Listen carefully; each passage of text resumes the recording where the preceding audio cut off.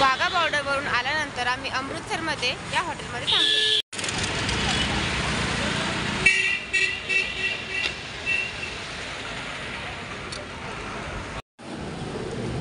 हॉटेलच्या बाहेर एका ठिकाणी कबूतर होती आणि सगळे लोक गाड्यांवर यायचे आणि त्यांना काहीतरी खायला टाकायचे, म्हणून मी त्यांचा एक व्हिडिओ घेतला।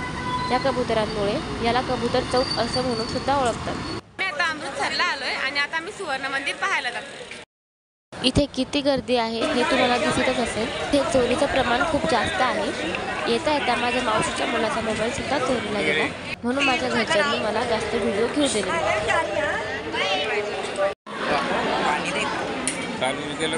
हे लोक त्यांच्या धर्माला खूप जास्त मानतात। कोणत्याही धर्माचा माणूस गेला तरी त्याला त्याच्या डोक्यावरती काही ना काही घेणं हे कंपल्सरी होतं। ज्याच्या डोक्यावर काहीच नाहीये, मग तो मुलगा असो, बाई असो किंवा माणूस असो, त्याला ते लगेच ओढायचे की डोक्यावरती काहीतरी घे।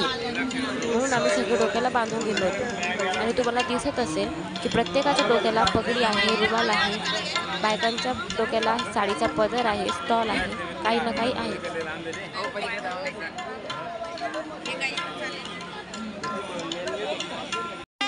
आम्ही मंदिराच्या आत नाही जाऊ शकलो कारण गर्दी खूप जास्त होती आणि आमचा नंबर लागेपर्यंत दुसरा दिवस यायचा, म्हणून आम्ही बाहेरूनच दर्शन घेतलं आणि तिथून निघालो। एवढी गर्दी असताना सुद्धा या मंदिरामध्ये सगळं काही सिस्टमॅटिक होतं आणि बिलकुल घाण नव्हती। आपल्याकडे तरी थोडीफार घाण दिसेलच, पण हे मंदिर खूप जास्त स्वच्छ होतं आणि पाणी त्याहून जास्त स्वच्छ। काही त्यांच्या धर्माचे लोक त्यात आंघोळ करायचे। बायकांसाठी स्पेशल एका ठिकाणी आंघोळीला जागा पण होती। चप्पल बूट ठेवण्यासाठी सुद्धा स्पेशल लॉकर्स होते। सगळं खूप सिस्टमॅटिक होतं आणि मंदिर पण खूप अट्रॅक्टिव्ह आहे।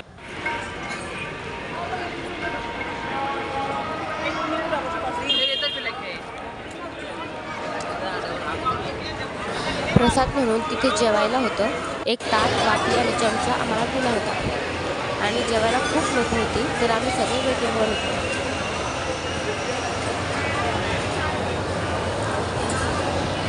जेव्हा आमचा नंबर लागला तेव्हा आम्ही गेलो आणि जेवायला हे होतं आणि वाटीमध्ये त्यांनी पाणी दिलं।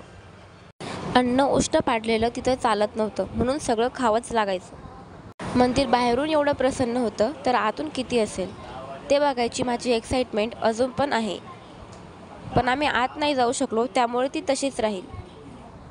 तोपर्यंत जय शिवराय, भेटूया पुढच्या व्हिडिओत।